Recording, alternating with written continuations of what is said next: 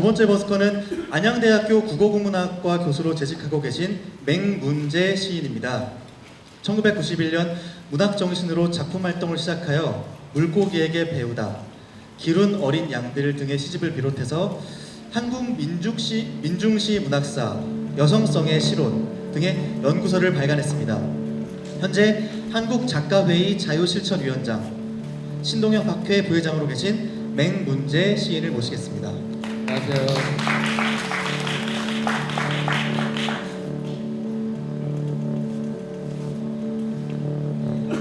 바로 첫 번째 시 전태일 청해 듣겠습니다. 네, 자료집 8쪽에 있습니다. 네. 전태일. 나는 완전에 가까운 그의 결단을 지천명처럼 믿네. 그에게는 하루 14시간의 작업이나 단수 같은 월급이 문제가 아니었네. 위장병이나 화장실조차 막는 금지도 문제가 아니었네. 바늘로 졸음을 찌르고 배고파하는 어린 여공들에게 풀빵을 사준 일이 문제였네. 내게 인정으로 배수진을 치는 법을 처음으로 알려준 사람, 최후까지 알려줄 것이네. 네, 감사합니다.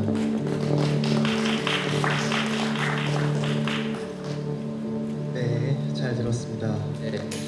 네, 이 맹문재 시인님의 이 시집 기룬 어린 양들 시집을 보면요, 여기에 수록되어 있는 이 시들은 전부 다 이제 전태일 시대의 그 노동자들의 이제 이름이 이 제목으로 된 시인데요. 네, 이런 시집을 내시게 된 이유가 혹시 있나요? 네, 지금 방금 말씀하신 시집이 이제 요 기른 어린 양들 이 시집인데요. 지금 이제 이번 촛불 집회가 있어서 정권 교체를 이루었는데요. 이러한 어떤 민주화를 이루기까지 1970년대부터 지금까지의 열사들에 대한 이제 저의 시를 쓰려고 했는데 너무 많은 분들이 있어서 다 못 써서 노동자들만 대상으로 해서 썼고요. 시기도 김대중 정부까지만 썼습니다. 그리고 그 안에 있는 노동자들도 다 못 썼고요. 내용이 좀 겹친다거나 또는 제가 관심이 있지만 그 한 분 한 분에 대한 사항을 정확하게 모르는 경우는 좀 더 공부해서 써야 되겠다라고 생각해서 계속 지금 작업을 하고 있어서 두 번째 이런 기른 어린 양들 시집을 또 내려고 하고 있습니다. 네.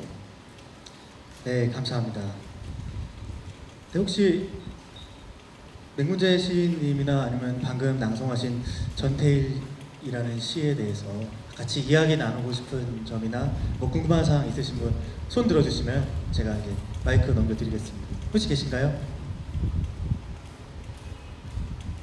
3초만 더 기다리겠습니다. 예, 말씀해 주세요.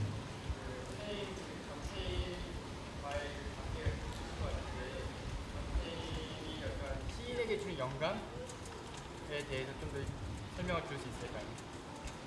전태일 열사가 시인에게 주는 영감. 네. 잘 알다시피 저는 이제 전태일을 선생님이라고 부르는데 보편화되고 객관적인 용어가 열사니까요. 열사라고 칭하겠습니다. 전태일 열사는 잘 알다시피 1970년 11월 13일에 분신을 해서 우리나라 노동자로서는 최초로 그런 큰 일을 한 것이죠. 그게 꼭 미화될 것은 아니지만 본인이 생각하는 어떤 이상세계를, 노동자들의 이상세계를 더 이상 이룰 수 없다라는 그런 판단하에 본인이 이제 분신해서 노동자들의 어떤 열악한 상황을 많은 사람들에게 알려줬고, 또 그러한 노동자들에 대한 세계에 대한 그 실정을 알려줌으로 인해서 정치적인 변화까지 가져오기 위한 우리 한국 현대사에서는 큰 이정표가 되는 인물인 것이죠. 제가 이 전태일에 대한 시를 쓰면서 제가 이런 구절을 썼는데요. 문제가 되는 것은 그 하루에 14시간 하는 작업 시간이라든가 또는 월급이 나왔다 안 나왔다 하는 그 단순 같은 월급의 문제가 아니라 또 위장병이라든가 또는 어떤 비인격적인 대우라든가 이런 게 문제가 아니라 이 전태일에 대해서 제가 문제라는 것이 어떤 프로블럼 그런 문제가 아니라 어떤 거울의 문제로 삼았을 때 제가 영향을 받은 것은 전태일이가 본인이 버스비를 아껴서 그 배 고파하는 어린 여공들에게 풀빵을 사주었다는 그 사실. 그래서 가장 어떤 인간으로서 사랑이라고 할까요? 배품이라고 할까요? 그런 것을 지극히 실현한 분으로서 제가 쓰고자 하는 시세계가 어떤 우리가 문학에서 궁극적으로 추구하는 게 휴머니즘이라면 전태일의 어떤 그런 행동, 정신이야말로 시인으로서 본받아야 할 휴머니즘의 어떤 본보기가 아닌가 그렇게 생각이 되었고요. 그래서 전태일 문학상이라는 게 있습니다. 전태일은 문인은 아니었지만 그런 인간 정신을 후세인들에게 널리 이렇게 계승하고자 전태일 문학상도 있습니다. 실제 전태일은 시도 썼고요, 소설도 4편이나 썼어요. 미완성작이긴 하지만 그 소설을 완성하지 못했던 것은 잘 보면 소설에서 어떤 주인공이 어떤 문제에서 승리할 수 있을 때 그릴 수 있는데도 불구하고 소설을 완성하지 못했던 것은 소설에서의 승리가 현실에서의 승리를 왜곡시킬 수 있다라는 생각에서 다 쓰지 않았, 미완성하지 않았을까 그런 생각을 제가 개인적으로 하고 있습니다. 네. 이 정도면 됐나요? 네. 충분한 답변이 된 것 같습니다.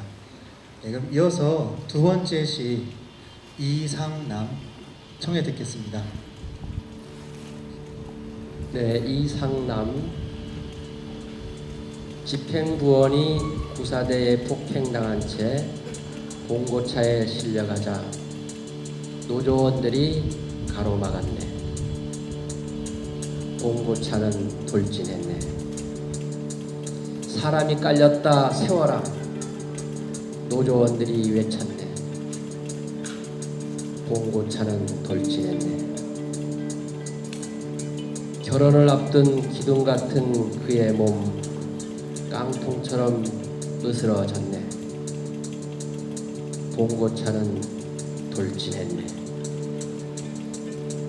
네, 슬픈 시입니다. 네. 감사합니다.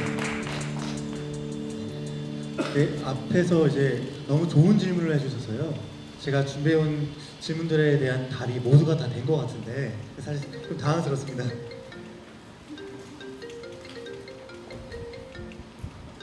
자, 죄송합니다. 제가 지금 사고가 난 것 같은데, 네. 그러면 이 질문을 이제 마지막으로 드리는데요. 이제 맹문재 시인께서 이제 이런 노동자들 열사분들에 대한 이야기를 전부 실어서 시집으로 내셨잖아요. 네. 근데 그들의 이런 끔찍한 일들과 이런 역사적인 사실이 이 시를 통해서 아니면은 이 시를 창작하는 과정에서 어떻게 변하게 되는지 아니면 어떤 시를 통해서 어떤 결과물을 좀 예상하고 기대하셨는지 그런 점에 있어서 좀 궁금증이 생기는데요. 혹시 답변이 제가 시를 썼을 때 어떤 사회 변화라든가 이런 게 있을까? 예. 아니면 뭐 이제 그분들은 이제 돌아가신 분들이지만 유가족 분들이나 아니면 그분들을 기억하고 있는 다른 분들에게 어떤 이제 변화가 일어날까 그런 기대를 하셨는지 좀 궁금합니다. 뭐 그걸 다른 말로 말하면 어떤 시인의 역할이라고 볼 수 있는데요. 사람의 이제 시인의 역할은 시인마다 다 다르겠죠, 그죠? 근데 제가 생각하는 것은 시인이라면 자기가 살아가는 시대나 사회를 적극적으로 반영해야 된다고 생각합니다. 우리 이종석 배우님은 정규직입니까? 비정규직? 대답 안 하셔도 됩니다. 이처럼 우리가 살아가는 이 시대에는 같은 노동을 해도 노동 조건에 있어도 비정규직이 있고 정규직이 있습니다. 그에 따라서 임금차도 크고요. 어떤 그 근무 조건도 다르고 또 회사에서 대우도 다르고 이렇습니다. 정말로 우리가 살아가는 시대는 이렇게 정규직, 비정규직, 또 해고자, 또 실업자, 또 그에 따른 어떤 빈익빈 부익부 현상, 그에 따른 어떤 사회적 갈등, 또 어떤 심리적 불안감 이런 게 많다고 생각됩니다. 시인이라고 하는 것은 이런 상황에 놓여 있는 우리들에게 어떤 희망을 주고 전망을 주고 또 이런 모순된 제도나 어떤 구조에 대해서 개선할 수 있는 그런 역할을 또 해야 될 것 같고요.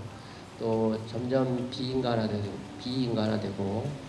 물질주의화되고 또 지극히 어떤 이기적인 개인주의화 되어가는 이 시대에 좀 더 어떤 공동체적인 가치, 어떤 인간적인 가치를 추구하려고 이런 이제 가장 인간적인 이야기, 그런 어렵고 힘든 노동자들의 이야기를 구체적으로 씀으로 인해서 제가 지금 방금 말씀드린 그런 가치를 조금이나마 구현해 보겠다라고 썼는데 그 효과라고 할까요? 결과가 얼마나 이루어졌는지는 저도 잘 모르지만 어쨌든 그것과 상관없이 저는 지금 이 한 작업에 대해서 나름대로 제가 해보고 싶은 일을 했다고 생각해서 나름대로 보람이 있다고 생각합니다. 네, 감사합니다. 지금 이 시간에도 거리에 나올 시간도 없이 밀폐된 공간에서 노동하고 있는 수많은 노동자들이 계실 거라고 생각합니다.